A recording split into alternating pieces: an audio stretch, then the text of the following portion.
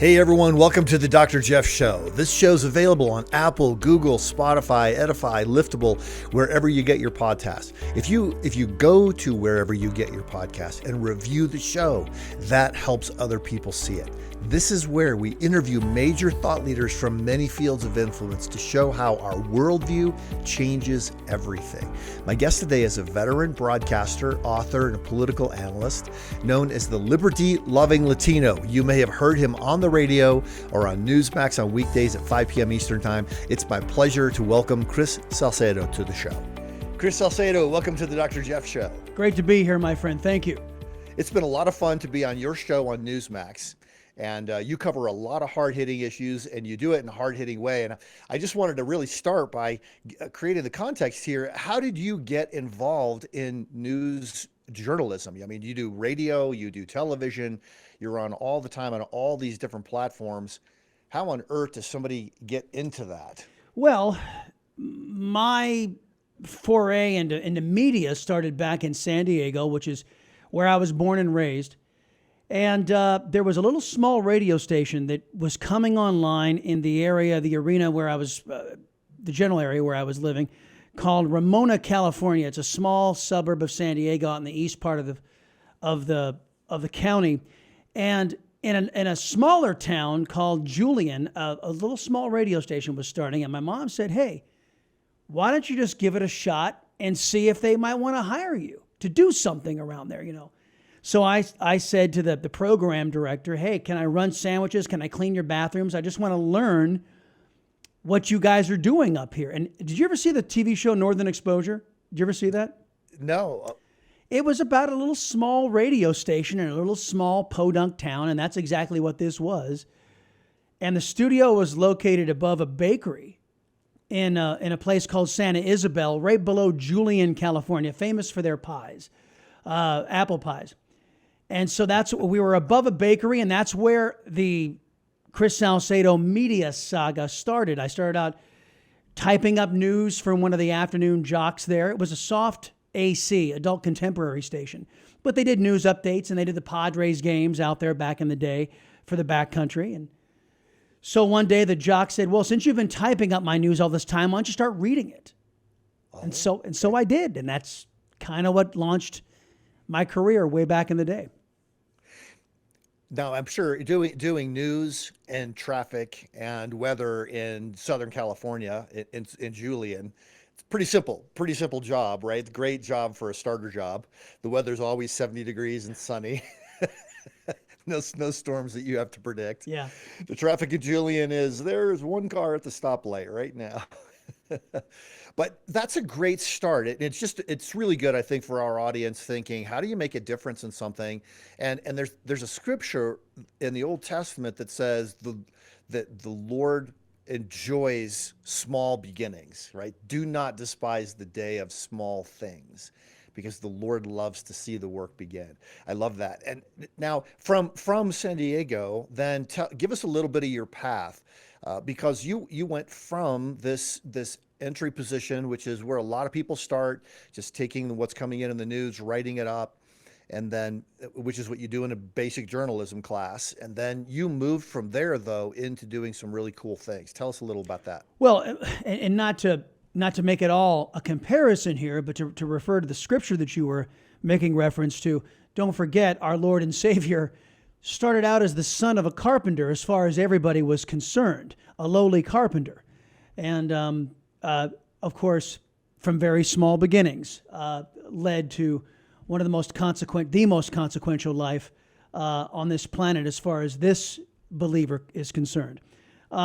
So from Julian, went from that radio station, got into traffic, what they call down the hill into San Diego proper. So I started doing producing for the traffic reporter. That's when I got into San Diego traffic. Then from there went into a position, a weather position, weekend weather at Fox 6. Fox 6 came online in 1999 when Fox News Channel decided that all of its affiliates must have a news department. So I was part of that expansion. From there, I went to Dallas-Fort Worth when they saw what I was doing. I was one of the only weather and traffic guys to ever do a hard-hitting piece on Social Security.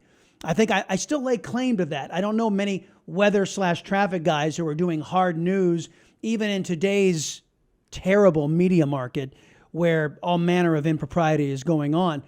So then from there, somebody decided they wanted to make me a news anchor and move me to Dallas-Fort Worth, the fifth largest television and radio market in the country.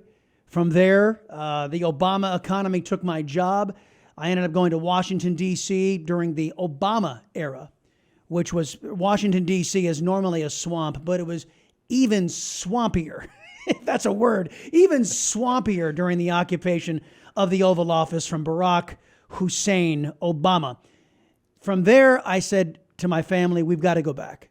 We got to go back to Texas, the proverbial land of milk and honey, where freedom still reigns, where they openly talk about God on music radio station formats. Not so much today. This was back in, I guess it was 2013. Things have gone downhill even in Texas since then.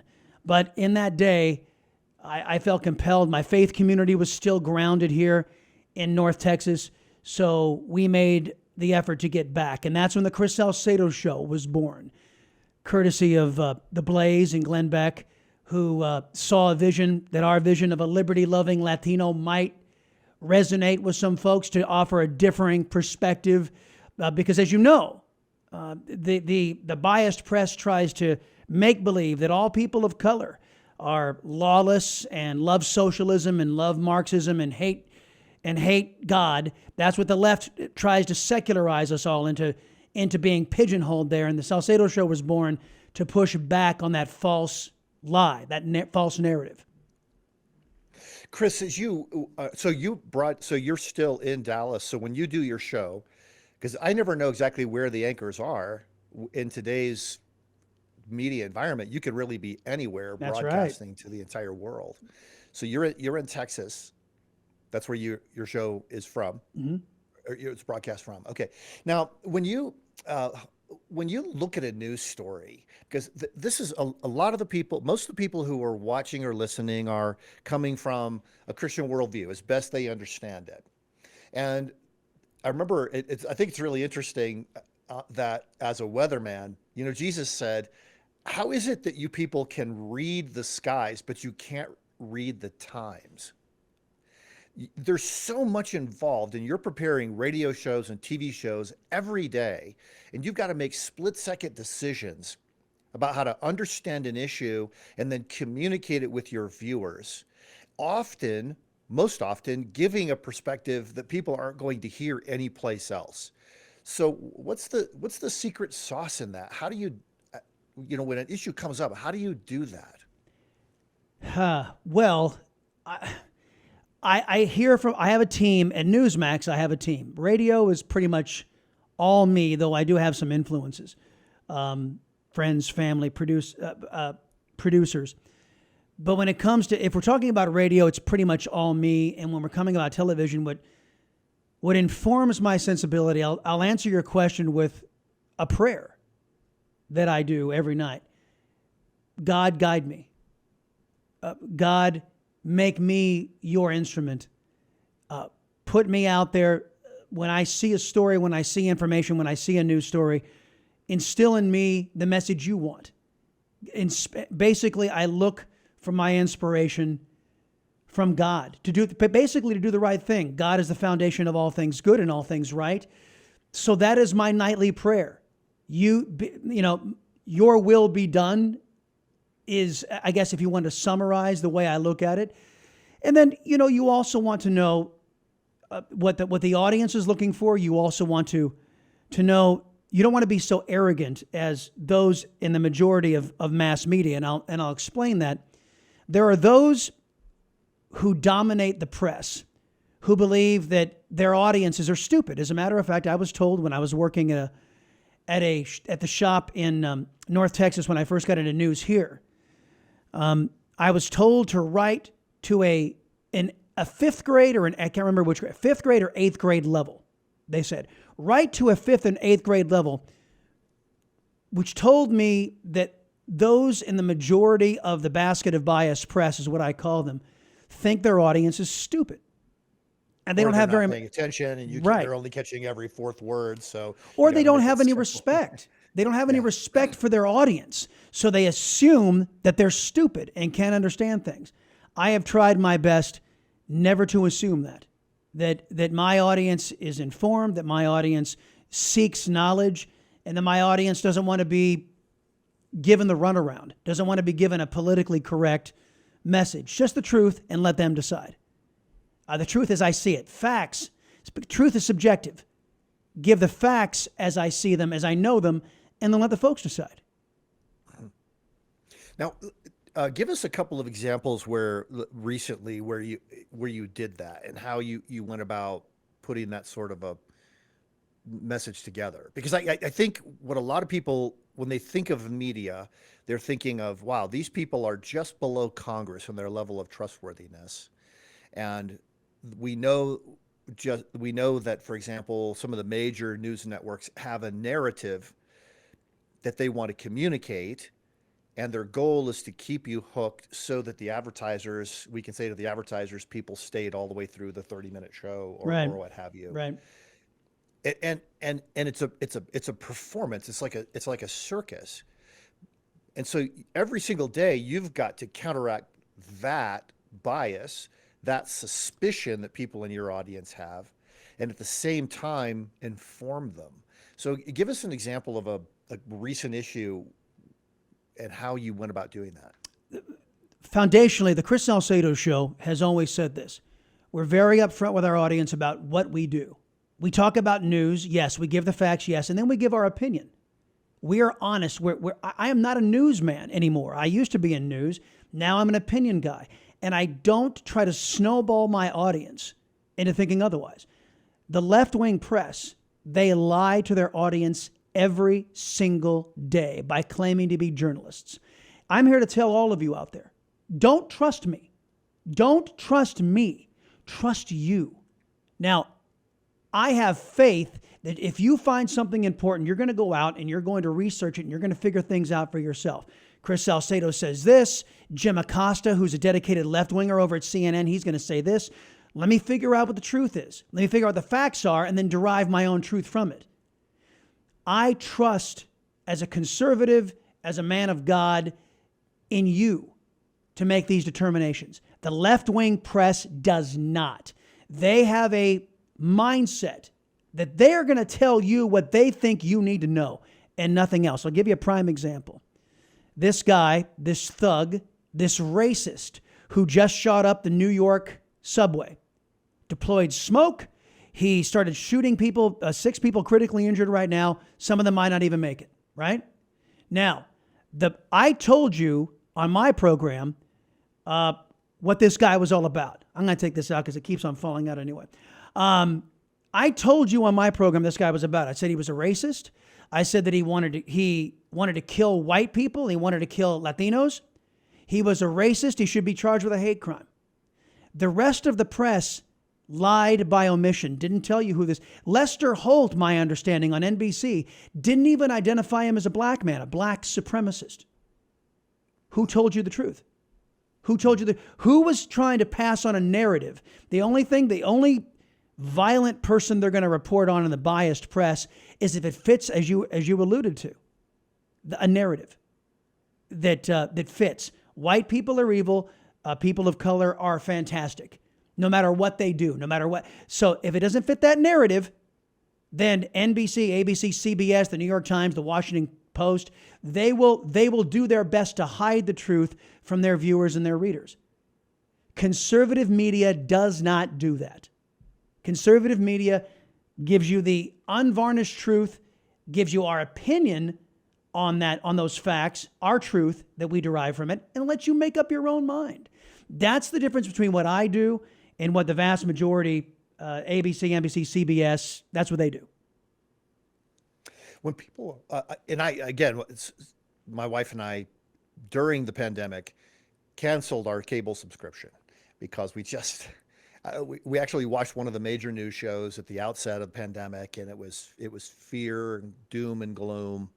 And it was scary. I mean, from the opening seconds of the show, it was terrifying. And then we turned it off. We turned it back on 3 months later, and it was the exact same show. It could have been the exact same script. Still doom, gloom, terror, and so forth. And so we just said, you know what? That's enough. We can figure out what's going on other ways. We don't have to pay $120 a month or whatever it was to get this.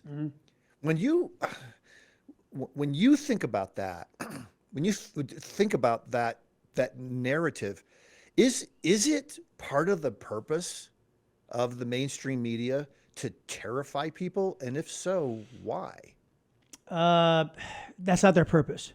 The purpose of the mainstream press, and I'm painting with a rather broad brush, there are trusted journalists out there who are mainstream. No, actually, who used to be in mainstream. Let me give an example. Cheryl Atkinson, great journalist, real journalist. She was fired from CBS because she thought she should report on the Obama administration with the same fairness and zeal that she reported on the Bush administration. So CBS said, no, we can't have any of that. We can't have fairness. We got to fire you. So she was fired. Brett Baer, a fantastic journalist. I can't think of anyone at CNN who is a real journalist. Nobody at the New York Times is a real journalist. Nobody at the Washington Post who's actually a real journalist. They are out there, but they're few and far between. So the goal of the vast majority of what I call the basket of bias press is to not necessarily scare you. They will. But the agenda, the purpose of the biased press is to be the voice for left-wing elitists in this country. The conservative talk radio, conservative media is the voice of the people. Biased left-wing press people are the voice of the elites, of big government, of unaccountable government. So when they're trying to scare you, they're doing so for the political advantage of their favorite political party, which is the left wing, which is what I call Democrat socialists. That's their main purpose. Gone are the days of Walter Cronkite, who we knew was a flaming leftist, but he took his job seriously for the majority of his career, and he believed in doing a straight down the middle reporting, a journalistic report. Right now, true journalists, fair and balanced journalists, are the exception, not the rule in mass media. And that's why I've always contended Newsmax, talk radio, to a degree, Fox, One America News, we are the balance. We are equal time to the overwhelming majority of people who are either lying to you by omission, who are lying to you outright, in the mainstream press. We are the balance to all of that. I'm trying to think, I know a lot of conservatives over time, especially with social media, their initial reaction was, well, the market, it'll play out because what people want is what those organizations will do because they want audience so they can get more money in advertising. But the market hasn't seemingly balanced that out. You're talking social or regular? I'm just thinking of, so take MSNBC, for example. Right. They take a largely progressive, if they have to approach it right or left, they're going to swing left on issues. They know the majority of people in America are not interested in that. Are they just trying to have a niche audience, or do they not care about profits? Is it, I'm just curious of how it's possible for some of these outlets to continue financially if their message is, if people are so cynical about it and more people are just turning to other news sources. I'm going to give you an analogy, and I may succeed at this, I may not. The government runs schools. Some people who are not trustworthy on the Republican side and the vast majority of the Democrats collude together to deny parents the power they deserve. The power they deserve is to how to best educate their children. But even in my beloved state of Texas, Republicans work actively to stab American parents, Texas parents, in the back. They work actively because there's so much money in Gov Ed that they feather their own nests at the expense of our children's education. So Gov Ed gets funded, whether or not they're teaching transgenderism, whether or not they're teaching racism through critical race theory, and whether they succeed at their job or not of educating children, which they're not. They're failing miserably. We rank near the bottom of the industrialized nations for spending the most per capita per student, okay? So that's failure that gets rewarded because of degenerates largely in the Democrat Party and even some in the Republican Party who are trading money, betraying parents through Gov Ed. The same dynamic to a degree exists with an entity like MSNBC, CNN. The way the cable structure is made, that if your cable bill that you no longer pay, Dr. Jeff, your cable bill goes to pay these people. MSNBC can go down to 0 viewers and they're still going to get paid. You know why? Because the cable companies charge consumers, to carry, maybe you watch ESPN, maybe you watch Showtime, maybe you watch HBO. A portion of your money goes to MSNBC to pay them so they can keep the doors open even though they have 0 watchers. And there are folks in the major cable companies who are left-wing ideologues who will make sure that happens. That the same luxury is not afforded to entities like One America News. One America News was just taken off of AT&T. They said because it was of low ratings. But the reason why One America News was taken off is because there was an ideological difference. And so in retaliation, AT&T kicked them off because AT&T is a left-leaning company that doesn't believe in differing voices. I guarantee you, if MSNBC ever fell to the levels that One America News, and they're coming close, CNN fell to the levels, and they're coming close, of One America News, they would still remain on the cable networks. AT&T would not kick them off. Why? Because they are of the left, and they will make those accommodations, and they will force that out there and make sure left-wingers make sure that left-wingers continue to get paid, whether it's through government largesse or whether it's through a corrupt cable system. Wow. I mean, that's startling and disturbing, but it makes sense that whenever somebody has a guaranteed salary and there's no accountability, then they begin to think that they are being rewarded for saying whatever they want. It doesn't matter. If ratings don't matter, if performance doesn't matter, i.e. the government-run schools, i.e. MSNBC, if performance doesn't matter, or if the will of the people doesn't matter, then you can do whatever the heck you want. You're still going to get paid. And that's a corruption of our free enterprise system. It's stuff you saw at the beginning of the Soviet Union, stuff you're seeing today in communist China.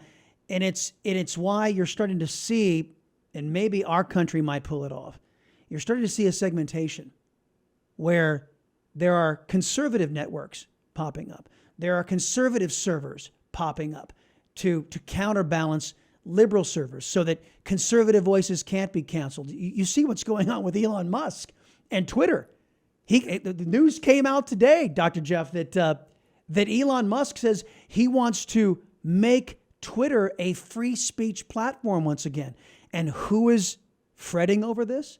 Those who wish to continue censorship, those anti-Americans in the press, the anti-Americans in the gov ed education system, the anti-Americans abroad who were relishing silencing their political opponents.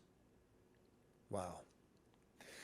And it took a guy who was willing to put up tens of billions of dollars to reveal that. Mm-hmm. That's incredible. Chris, talk to us a little bit about you're executive director for the Conservative Hispanic Society, and one of the things you say on your show is you're a liberty-loving Latino. Yes. Tell us a little bit about being Hispanic and being a conservative at this point in time, and some of the things that you're working on. Do me a favor, and I'm not doing this to get another shameless plug. Read the name of the executive director, the organization that I'm the executive director of again. Read it word for word for me. The Conservative Hispanic society. Right.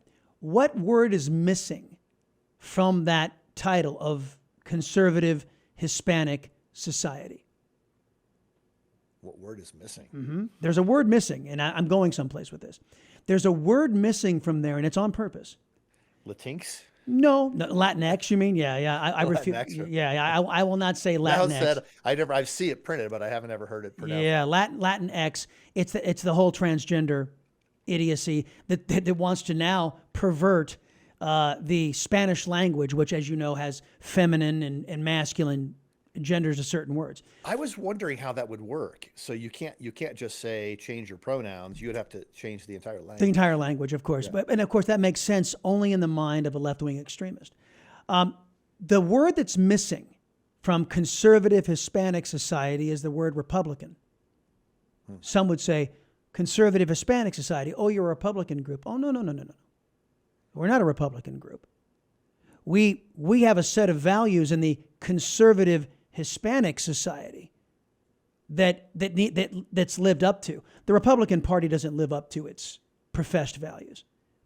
For example, Mitt Romney, Susan Collins, Lisa Murkowski, they call themselves Republicans. They say they adhere to the Republican planks, which are conservative-based, which have their foundations. As you know, conservatism has its foundations in God. But Mitt Romney doesn't vote that way. Mitt Romney voted for a woman, Ketanji Brown Jackson, who, among other things, is soft on child pornographers, is a woman who can't define a woman, and a woman who uses activist left-wing language in her rulings and not legal language. Mitt Romney said, "That's my girl. Those are my values," said Mitt Romney. Lisa Murkowski said, "Those are my values." Susan Collins said, "Those are my values, my Republican values." The conservative Hispanic society says, "Those aren't our values." No. We vote our values in the conservative Hispanic society.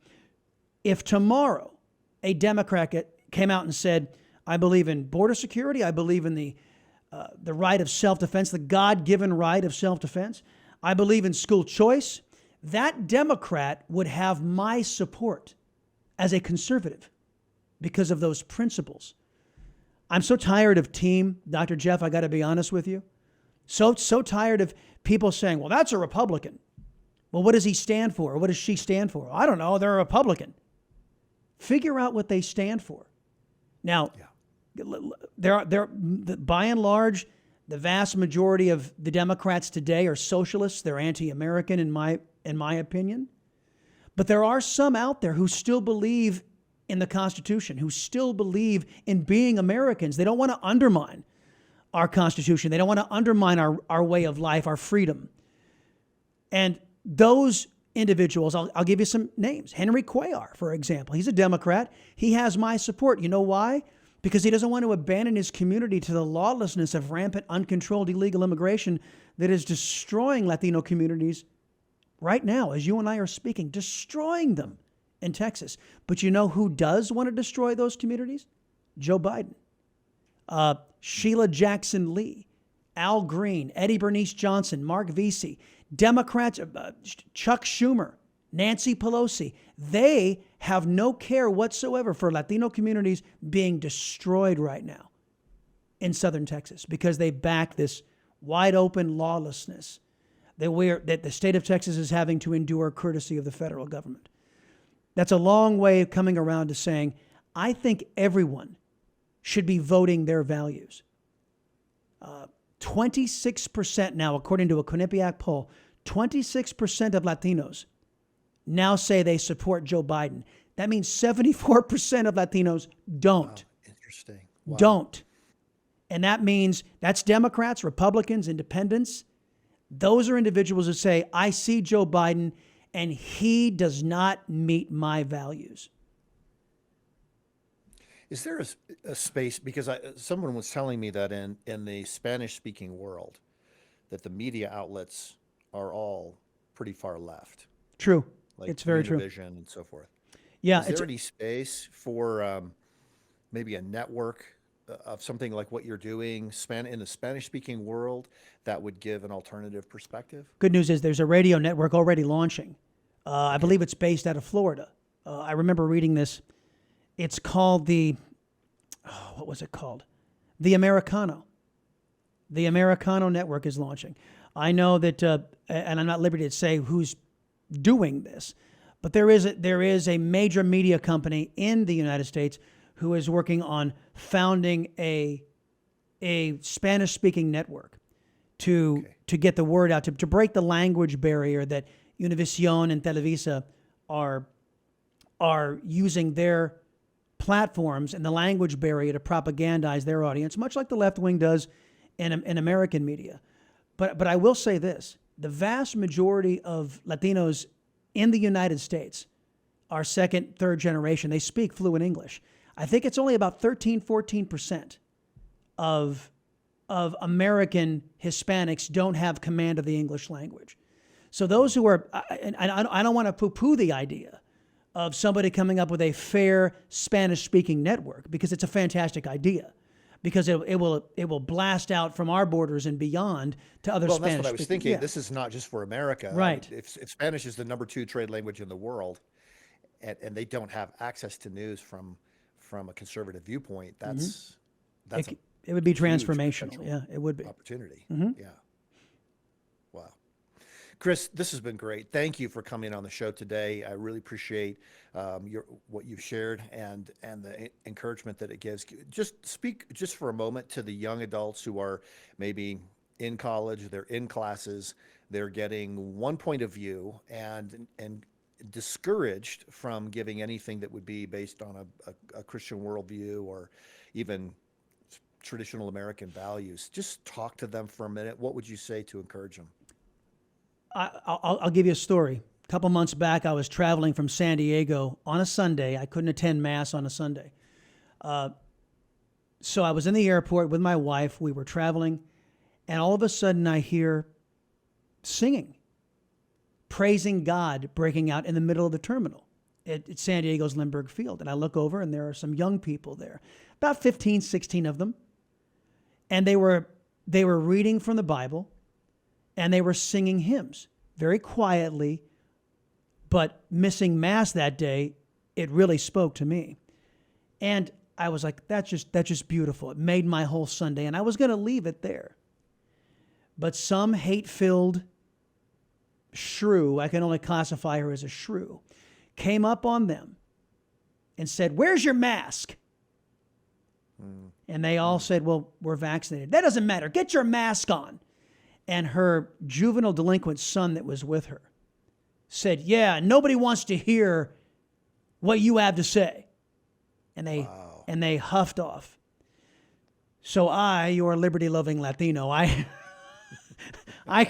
couldn't let that go. So I walked over to them and I knelt down and I said, "Hey guys."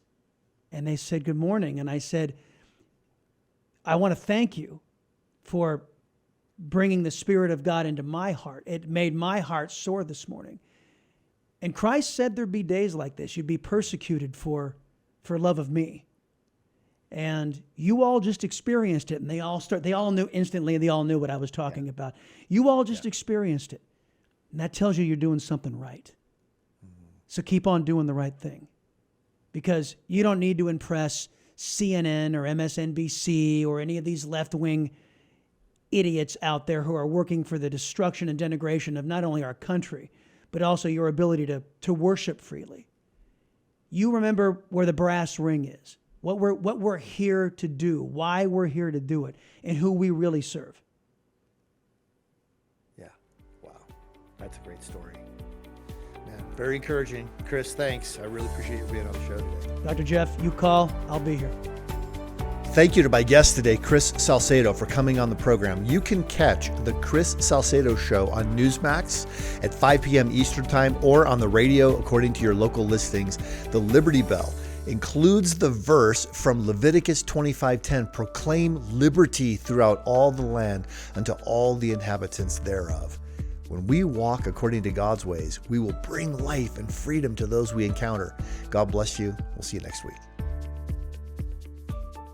Hey everyone, I hope you enjoyed this episode of the Dr. Jeff Show. It's a podcast from Summit Ministries, summit.org. Summit is a nonprofit ministry that exists to equip and support the rising generation to embrace God's truth and champion a biblical worldview. For nearly 60 years, Summit Ministries has been training students and those who work with students to develop, deepen, and defend a biblical worldview through life-changing conferences, thoughtful church, homeschool and Christian school curriculum books, free online resources, and more. If you want to live out a biblical worldview in today's world, and you desire to instill a lifelong faith in the rising generation, visit summit.org/The Dr. Jeff Show for more information. Listeners, I want you to know that our podcast is on Edify, which is a truly powerful app that brings together thousands of the best Christian podcasts in one place for your listening enjoyment. You can download it at Edify, EDIFI.app. Be sure to share this show if you have enjoyed listening to it. And leave a review, if you would, on the site where you download the show. That helps more people know about the Dr. Jeff Show. And I'll look forward to seeing you next week.